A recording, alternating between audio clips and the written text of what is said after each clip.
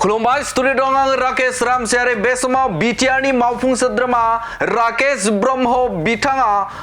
प्रमिला रानी ब्रह्मनिसिम सोंथि खालामदों जे बे समाव प्रमिला रानी ब्रह्मआ बिथाङा बुंथिदोंमोन जे हाग्रामा महिलारि बिथांखौ फिन आरोबाव चान्स होबावनांगौ फिन आरोबाव बिथांखौ बिटिसिनि खुंगिरि महरै बे समाव खालामफिननांगौ सिप बानायनांगौ होननानै बाथ्रा बुंथिदों बिथां प्रमिला रानी ब्रह्मआ थामहिनबा बिथाङा प्रमिला रानी ब्रह्मआ बाथ्रा बुंथिदोंमोन जे हाग्रामा महिलारिखौ आरोबाव बिटिसिनि सिप जाहोनांगौ होननानै बा चान्स होनांगौ होननानै बाथ्रा बुंथिदोंमोन आरो बे बाथ्राखौ लानानैनो बिटिआरनि मावफुं सोद्रोमा राकेश ब्रह्म बिथाङा गोख्रों सोंथि खालामदों प्रमिला रानी ब्रह्म बिथांनाव बे समाव हाग्रामा महिलारिनाव मा गैया हाग्रामा महिलारिनि जे मुङाव बे समाव मा गैया बिथांनि आखायाव बा दोहोन सम्पति दंना गैया बेनि सायाव बिटिआरनि मावफुं सोद्रोमा बिथाङा बुंथिनायखौ नुनो मोनदों बिथां राकेश ब्रह्मआ अजद खालामदों जे बे समाव बिएलटिनि बारग' बिएलटिनि मासिगिरि बे मासिगिरिया बे समाव बुंथिदोंमोन जे हाग्रामा महिलारिया गावनि अनगायै गुबुननि थाखाय बा गुबुननि थाखाय बिथाङा साना आरो गावनि थाखायनो बिथाङा हाबा मावो आरो बिथाङा दोहोन सम्पतिखौ गावनि थाखायल' बानायो होननानै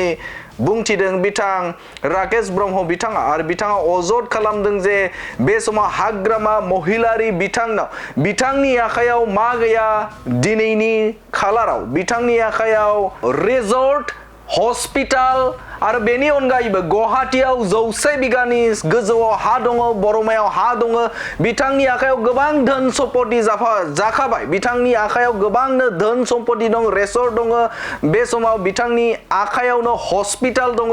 गुवाहाटीआव हा दङ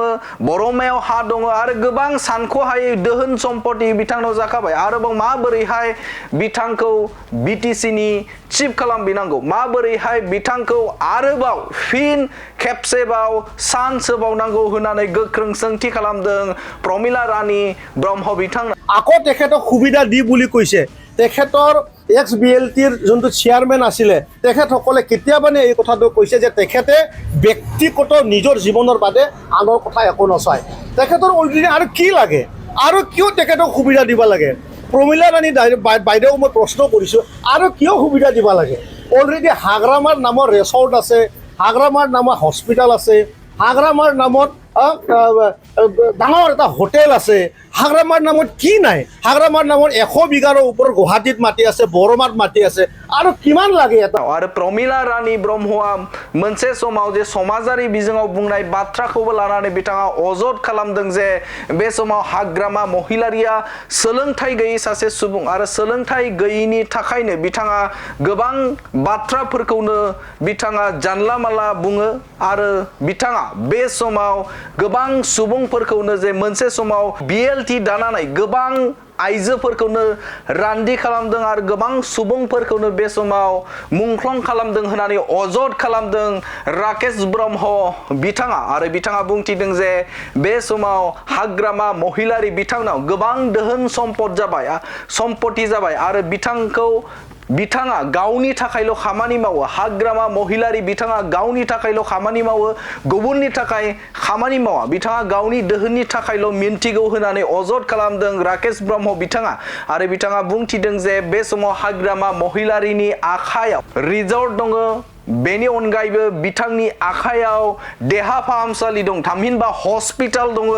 गोबां बिबांनि हा दङ 100 बिगानिबो गोजौ हा दङ गुवाहाटीआव बरमायाव दङ आरो गोबां दोहोन सम्पति आरजिखाबाय हाग्रामा महिलारि बिथाङा आरोबाव बिथांखौ माबोरैहाय चान्स होबावनांगौ होननानै गोख्रों सोंथि खालामदों बिथां राकेश ब्रह्मआ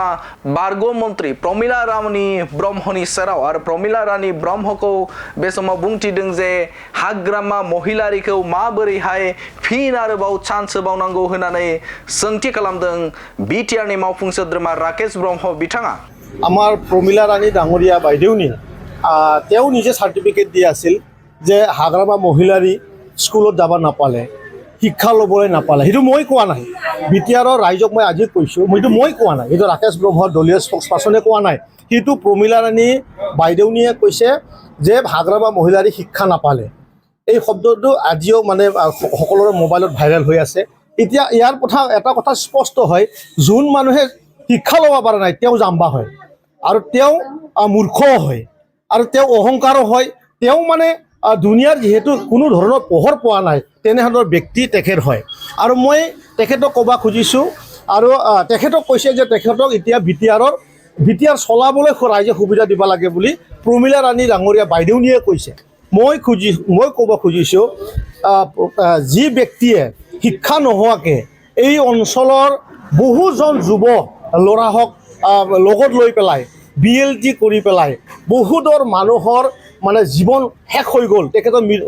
তেখেতৰ সতীৰ্থসকল ধ্বংস হৈ গ'ল ঘৰ জ্বলি গ'ল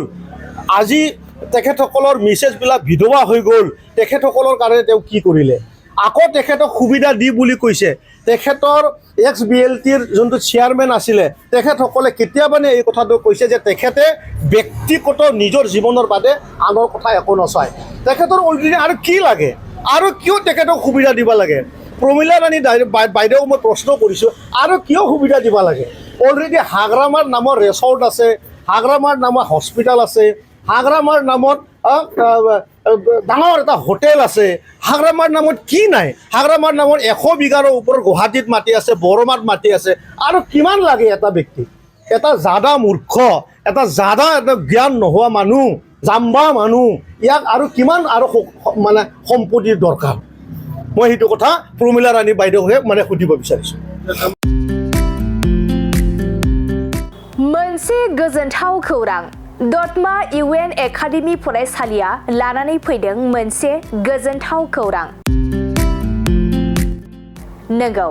दतमा UN एकाडेमि फरायसालिया लानानै फैदों बेसेन नाङै मुं थिसननाय